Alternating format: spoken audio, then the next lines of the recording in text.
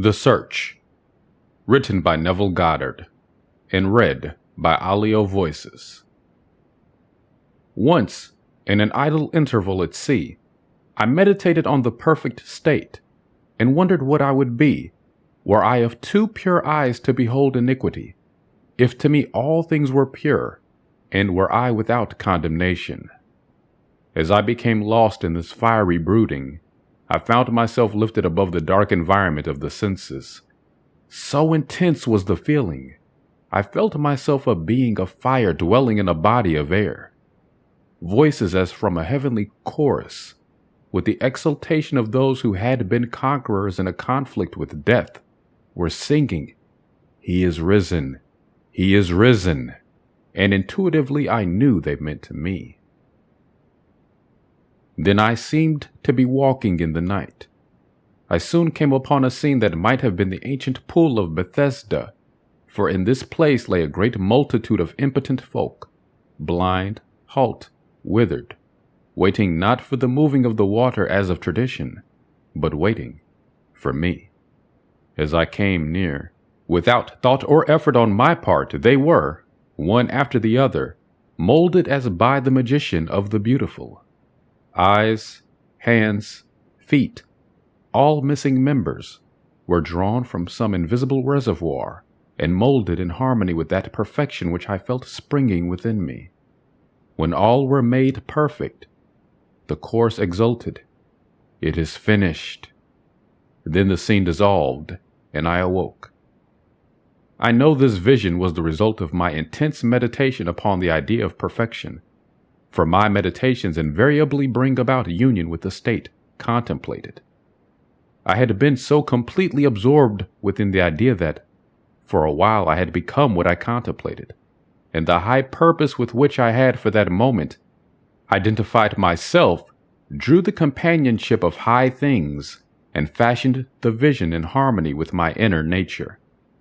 The ideal with which we are united works by association of ideas to awaken 1,000 moods, to create a drama in keeping with the central idea.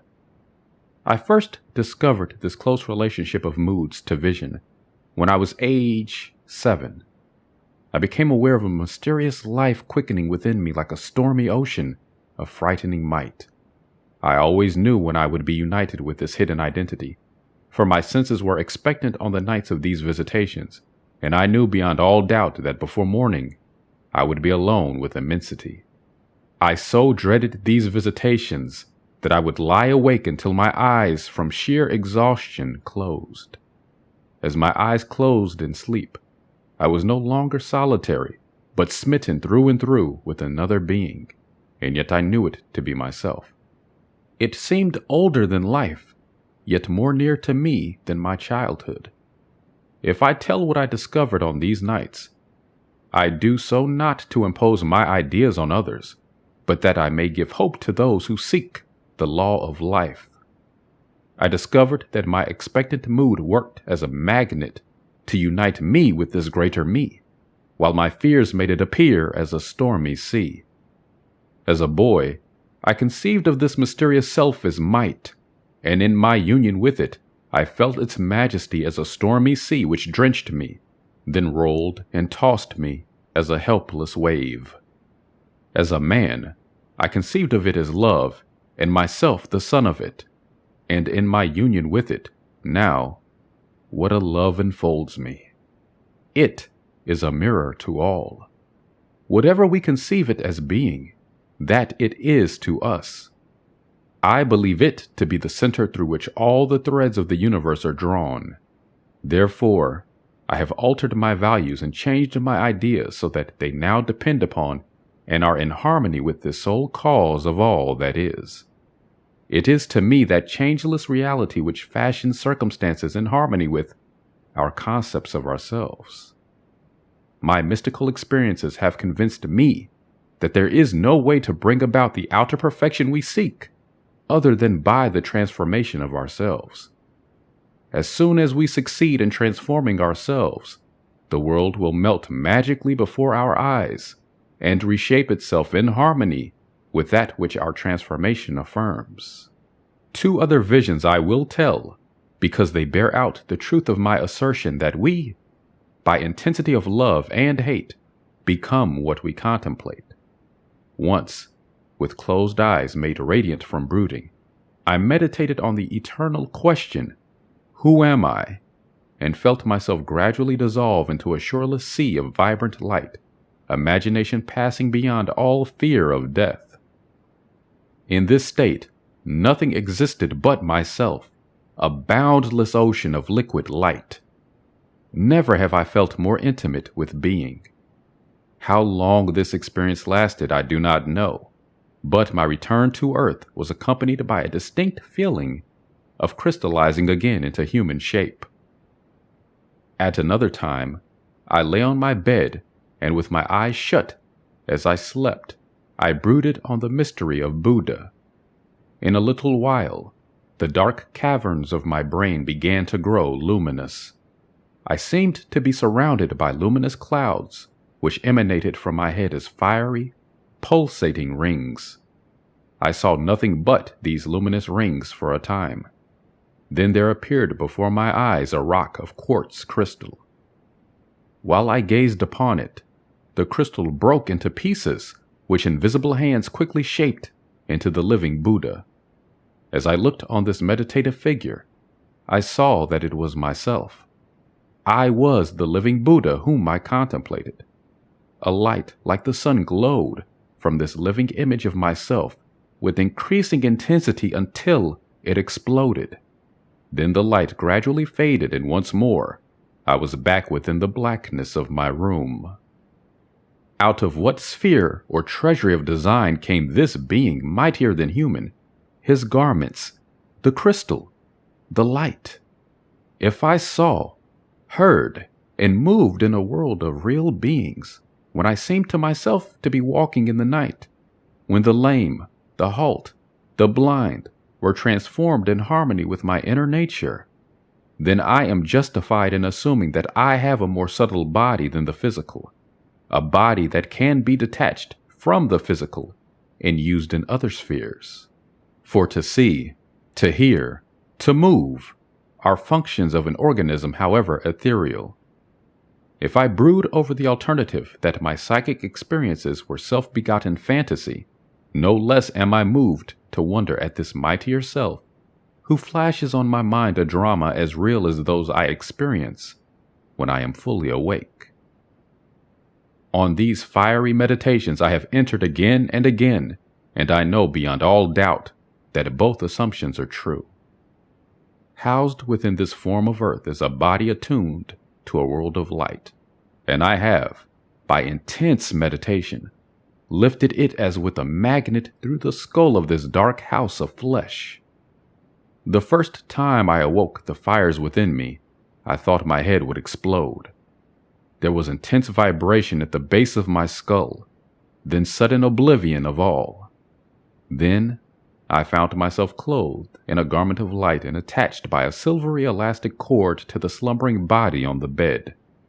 So exalted were my feelings, I felt related to the stars. In this garment I roamed spheres more familiar than Earth, but found that, as on Earth, conditions were molded in harmony with my nature. Self-begotten fantasy, I hear you say. No more so than the things of Earth. I am an immortal being conceiving myself as man and forming worlds in the likeness and image of my concept of self. What we imagine, that we are. By our imagination we have created this dream of life, and by our imagination we will re-enter that eternal world of light, becoming that which we were before we imagined the world. In the divine economy nothing is lost. We cannot lose anything save by descent from the sphere where the thing has its natural life. There is no transforming power in death, and, whether we are here or there, we fashion the world that surrounds us by the intensity of our imagination and feeling, and we illuminate or darken our lives by the concepts we hold of ourselves. Nothing is more important to us than our conception of ourselves, and especially is this true of our concept of the deep, hidden one within us.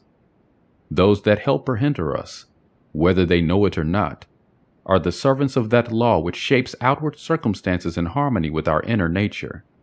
It is our conception of ourselves which frees or constrains us, though it may use material agencies to achieve its purpose. Because life molds the outer world to reflect the inner arrangement of our minds, there is no way of bringing about the outer perfection we seek other than by the transformation of ourselves. No help comes from without. The hills to which we lift our eyes to are those of an inner range. It is thus to our own consciousness that we must turn as to the only reality, the only foundation on which all phenomena can be explained. We can rely absolutely on the justice of this law to give us only that which is of the nature of ourselves. To attempt to change the world before we change our concept of ourselves is to struggle against the nature of things. There can be no outer change until there is first an inner change. As within, so without. I am not advocating philosophical indifference when I suggest that we should imagine ourselves as already that which we want to be, living in a mental atmosphere of greatness, rather than using physical means and arguments to bring about the desired change. Everything we do, unaccompanied by a change of consciousness, is but futile readjustment of surfaces. However, we toil or struggle, we can receive no more than our subconscious assumptions affirm. To protest against anything which happens to us is to protest against the law of our being and our rulership over our own destiny. The circumstances of my life are too closely related to my conception of myself not to have been launched by my own spirit from some magical storehouse of my being. If there is pain to me in these happenings, I should look within myself for the cause, for I am moved here and there and made to live in a world in harmony with my concept of myself. Intense meditation brings about a union with the state contemplated, and during this union we see visions, have experiences, and behave in keeping with our change of consciousness. This shows us that a transformation of consciousness will result in a change of environment and behavior. However, our ordinary alterations of consciousness, as we pass from one state to another, are not transformations, because each of them is so rapidly succeeded by another in the reverse direction. But whenever one state grows so stable as to definitely expel its rivals, then that central habitual state defines the character and is a true transformation. To say that we are transformed means that ideas previously peripheral in our consciousness now take a central place and form the habitual center of our energy. All wars prove that violent emotions are extremely potent in precipitating mental rearrangements. Every great conflict has been followed by an era of materialism and greed, in which the ideals for which the conflict ostensibly was waged are submerged. This is inevitable, because war evokes hate, which impels a descent in consciousness from the plane of the ideal to the level where the conflict is waged. If we would become as emotionally aroused over our ideals as we become over our dislikes, we would ascend to the plane of our ideals as easily as we now descend to the level of our hates. Love and hate have a magical transforming power, and we grow through their exercise into the likeness of what we contemplate. By intensity of hatred, we create in ourselves the character we imagine in our enemies. Qualities die for want of attention, so the unlovely states might best be rubbed out by imagining beauty for ashes and joy for mourning, rather than by direct attacks on the state from which we would be free. Whatsoever things are lovely and of good report, think on these things, for we become that with which we are in rapport. There is nothing to change but our concept of self. Humanity is a single being in spite of its many forms and faces, and there is in it only such seeming separation as we find in our own being when we are dreaming. The pictures and circumstances we see in dreams are creations of our own imagination and have no existence save in ourselves. The same is true of the pictures and circumstances we see in this dream of life. They reveal our concepts of ourselves. As soon as we succeed in transforming self, our world will dissolve and reshape itself in harmony with that which our change affirms. The universe which we study with such care is a dream, and we, the dreamers of the dream, eternal dreamers dreaming non-eternal dreams. One day, like Nebuchadnezzar, we shall awaken from the dream, from the nightmare in which we fought with demons, to find that we really never left our eternal home, that we were never born and have never died, save in our dream. So concludes The Search by Neville Goddard.